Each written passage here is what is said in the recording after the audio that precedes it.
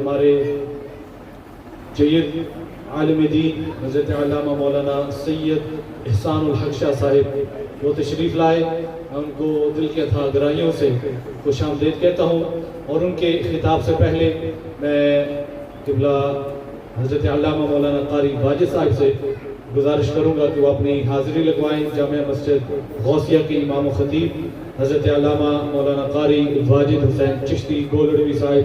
نعرہ تکبیر، نعرہ رسالت، نعرہ رسالت.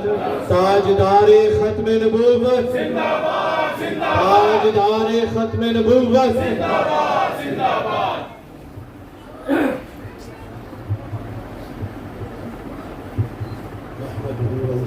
وسلم على رسوله الكريم. أما بعد، أعوذ بالله من الشيطان الرجيم. بسم الله الرحمن الرحيم. وما أرسلناك إلا رحمة للعالمين. صدق الله العظيم. ببركة إن الله وملائكته يصلون على النبي يا أيها الذين آمنوا صلوا عليه وسلموا تسليما. اللهم صل على سيدنا محمد حمد و صلات کے بعد انتہائی واجب الاحترام سادات علماء کرام، حاضرین، سامعین، علامہ حافظ محمد بلال صاحب اور آپ کے بھائی، آپ کے دوستوں کو مبارکباد پیش کرتا ہوں کہ آج انتہائی خوبصورت محفل کا اہتمام کیا ہے. کوئی لمبی گفتگو کرنا اس وقت مناسب نہیں ہے. انتہائی خوشی ہے کہ آج دونوں مہمان انتہائی خوبصورت، انتہائی بولنے والے اور انتہائی مقبول ہیں. محترم امام عادل شراز صاحب، آپ کو 12 سالہ نوجوانوں کے لیے، اس ملک میں رہنے والوں کے لیے انتہائی اہم گفتگو فرماتے ہیں.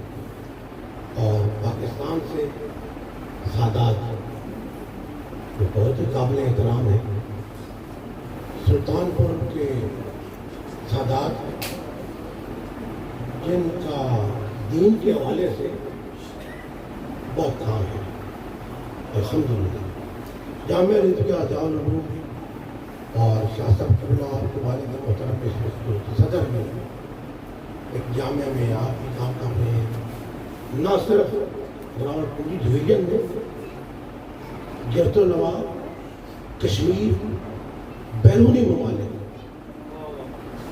سینکڑوں آپ کے شاگرد، ہزاروں علماء بالخصوص اس ملک میں افریقہ میں کام کر رہے ہیں. ایسے سادات جنہوں نے کام کر کے دکھایا ہے اور سید ہیں، احترام تو ویسے بھی ہے، لیکن دین پڑھے ہوئے ہوں، دین پڑھا رہے ہوں.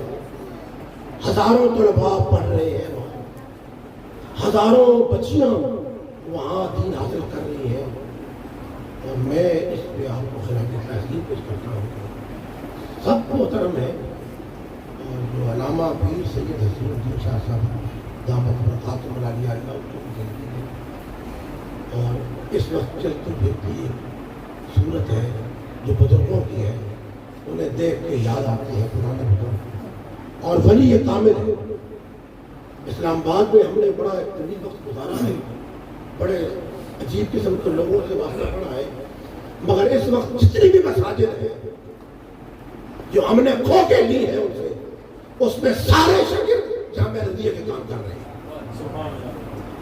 الحمدللہ. اس حوالے سے میں نصیر الدین نصیر صاحب کا ایک شعر ہے، ان کو نہ چھو سکے کبھی رنج و بلا کے ہاتھ، اٹھے ہیں جس کے حق میں رسول خدا کے ہاتھ، میں گدائے کورچہ آل نبی ہوں نصیر.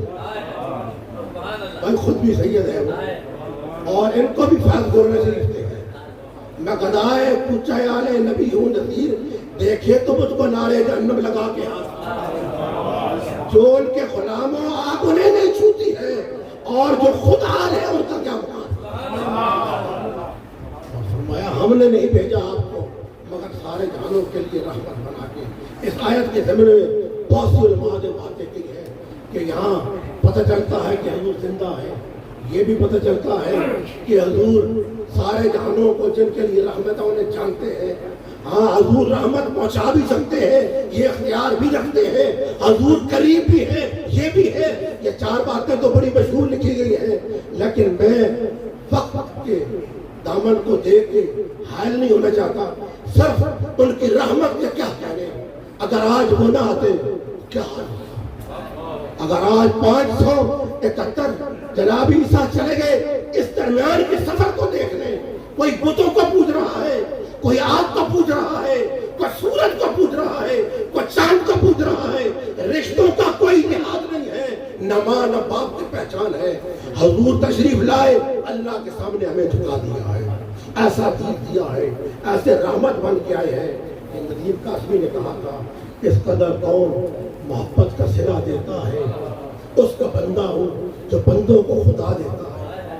اس کی رحمت کی بھلا آخری حد کیا ہوگی، اس کی رحمت کی بھلا آخری حد کیا ہوگی. دوست کی طرح جو دشمن کو دبا دیتا ہے، کثرہ ایمان سے چپ چاپ گزر جاتا ہے. ندیم در محمد کا جب آئے تو صدا دیتا ہے. آمدے مصطفیٰ تاجدار ختم نبوت، زندہ باد زندہ باد.